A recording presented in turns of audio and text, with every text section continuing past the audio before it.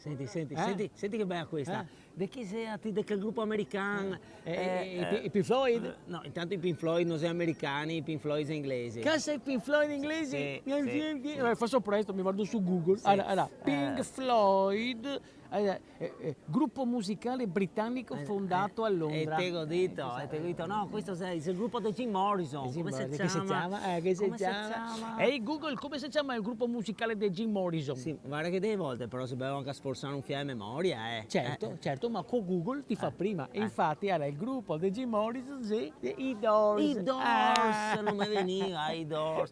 E questa? Senti. Sì. Quanto grande è Bob Dylan? Beh, insomma, grande, dai. Google, quanto grande sei Bob Dylan? Era 1,69 m, te fai grande, dai. Ma no, fisicamente, musicalmente intendevo. E guarda che è ancora in attività, sì. Mi dico che sarà sui 75-80. 80, come il Parón suo locale.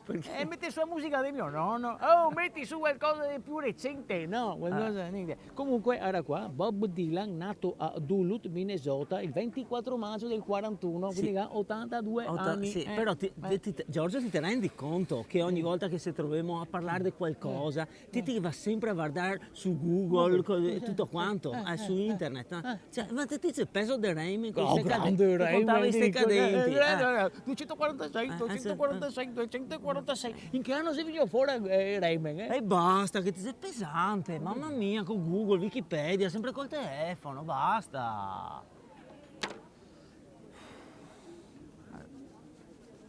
Oh, e Dustin Hoffman, quanti anni avrà?